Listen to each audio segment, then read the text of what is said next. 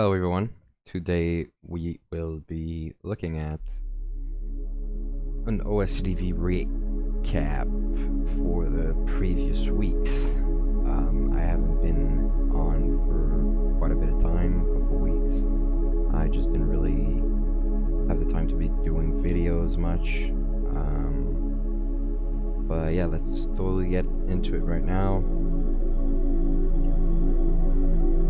So this is today's OSTDV setting, right? We've made an indicator now. I've made a single video on it. The indicator is this one, right? OSTDV. It's going to be in our group for free in the shop tab. There might be some bugs, like it's supposed to be 2203, but we gotta put it to 04 for it to actually be at 03, right? There's some little bugs like this, but other than that, it's pretty nice for just plotting this automatically during the day. This is a manual input though, so only the standard deviation is going to be plotted. All the levels right here. Yeah, today there wasn't much to do with the OSTDV other than the sweep here down to the LTE area. If we only use the OSTDV, for sure, if you use another type of system in terms of entry, you could always look for reversal here and maybe targets next sell side. Or if you're a tech user, maybe just use a higher time frame and tech low to go and try and take it, right? There isn't much on this day here. Now let's look at Tuesday's OSTDV. Alright, so Tuesday's OSTDV.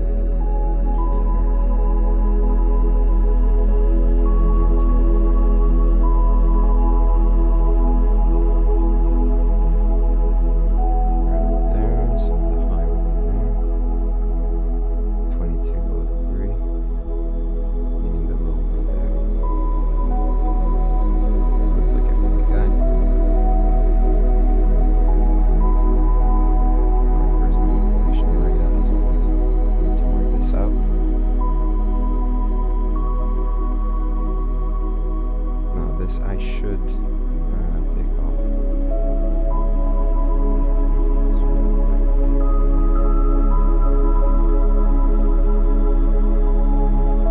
So, manipulation area. Now you have your LTE right here. As always, you mark those as areas and not as single levels.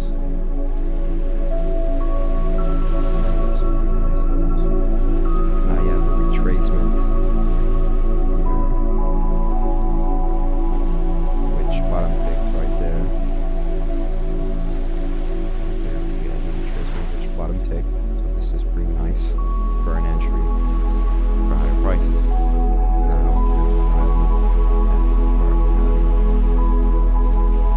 here. Did not get much on that partition. Some quick taps, but nothing much. They were more retraced into this range after the retracement, but then higher prices back into Asia highs, right? Asia highs, which would be this very first thing. Now, if we look at something a bit more on the higher prices, right after the surge, we'll look at where price wanted to go.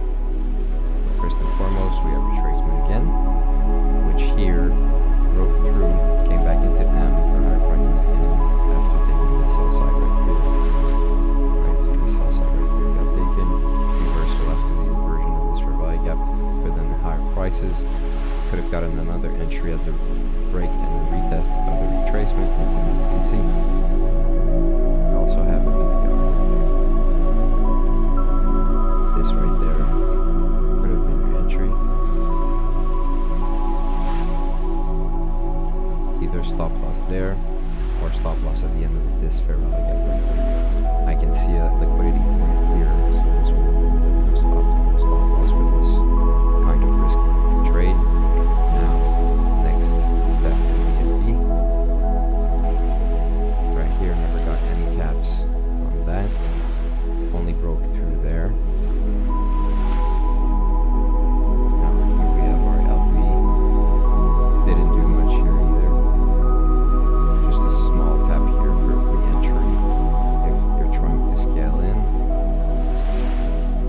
at lower level here, or consequent encroachment at this one.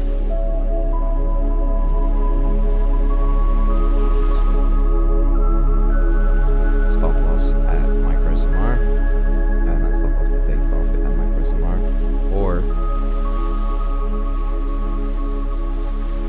you have your SMR to extreme here. Let's see what the price decided to end on that day. Ended at our extreme deviation right here. You can also just, if you're trying to be a little bit more understanding of how the levels work, this is your full zone for the extreme, and this is a single level. Okay? This is a level, this is a full zone. This is a level, this is a full zone. This is a level, a level, a level, full zone, full zone, full zone. Alright? This is pretty much how you write it up. Now, if we look at another day before that, it's not going to be a long video. Okay? I'm going to make a video maybe of 15 minutes with lunch. I just wanted to do a small recap on the OSTDV. Refresh the minds. Here,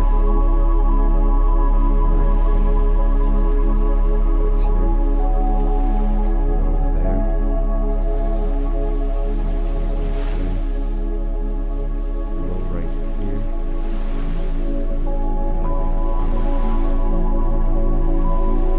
Here's our OSTDV for the day. And our day finishes.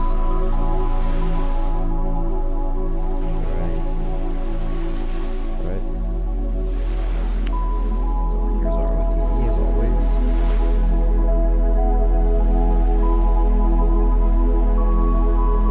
Our zone, and again,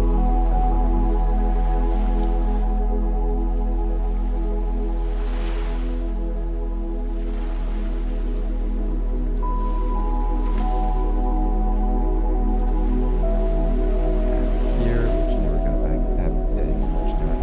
back into. You have your high of Asia, so high of Asia here. This entry level. Then no other levels got tapped during that day, right? So it's more of an excess to excess kind of trade. Start your trade right here. You have your rejection block partition, right? So rejection block plus the low attack. Right at the sweep area. Wait for it close above. Retest. So the retest right in here. Stop loss. Oh my god! What is this? It just looked like a fucking. But yeah, stop loss right at the low of the manipulation or at the low of the swing, right? Just for this example, we'll be doing this because that's pretty much what I've done. Next TP is at OTE, and then the OTE is right here. So next TP is like at the 50%. Then you get your OTE right here. Next entry, next TP with this CB. And then once we fill it up, this one. Right? So we'll hit it here, but it's up to you. Really. Other than that, really, there isn't much to go over again. Look at this.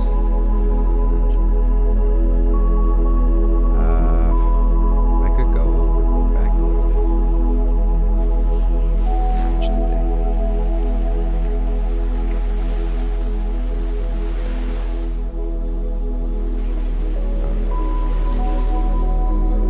So right here, every mitigation block level. This is the end of OSTDV, so we can just take this off for now. So yeah, I like spacing out the levels. They're kind of like support resistance to me. I really like using the algorithm, and if I do use a lower PO3 like 27, I'd be using only the main levels. Right. So low, high, EQ, and extensions. Okay. This is how I'd be using Goldbach if I'm using the lower partitions.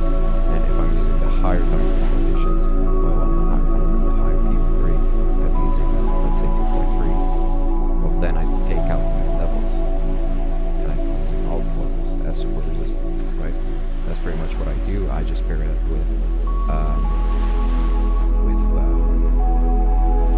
OSTDV, right?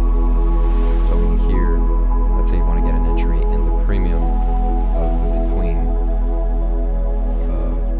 LV and breaker, right?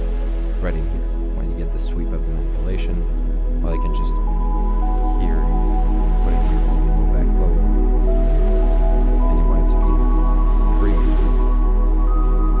And your first premium level is the breaker level, right? Or your mitigation block.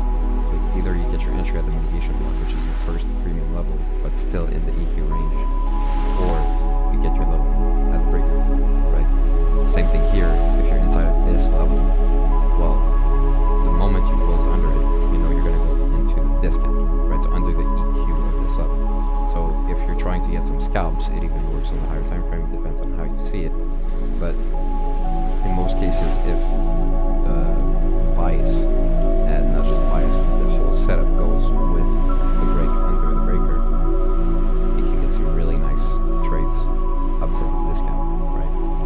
OTE also works. So if you're trying to use OTE at 0.62, 0.7, and 0.79, you can expect to reach rejections at these discount levels, right? I'd rather use Goldbach because I can get some scale-ins with, let's say, the first reaction here. Then once we close above the EQ, I could get into another buy, wait for a retest, another buy here, and let it run, right? So yeah, completely depends on how you want to do it. You can either use the bigger PO3 or go to 27 and start using this range instead. I recommend using this range only to trade like extreme to extreme, right? Or low to high, right? Like here, went to the projection block condition, which is pretty much the high area. Like this. And like this. This is your low area, and this is your high area. You just trade from the extreme to the extreme, which goes with your setup, right? So you still need some kind of liquidity sweep to free up some space for price to actually give out a move, right? You need to still look at price action, look at what it's doing. Is it engineering liquidity? Is it in line with your macros? You know, because macros are a big part. I say this in all of my videos. All of my videos I will be saying this. Macros are extremely important. They are what gives you somewhat of an edge in the market. There's no true edge, but this is really nice, right? So just understand that even basic macros like XX45 to XX15 could be nice, right? It could help you, right? And it will, in my opinion, it will. So I don't really have anything else to say today. I just wanted to do a little update and help y'all a little bit with OSTDV. Y'all have a great day, dudes. My thumbnail might be shit because I won't really give any effort in the thumbnail, but I hope it's up to y'all. I hope it's good for y'all, dudes. Yeah, man.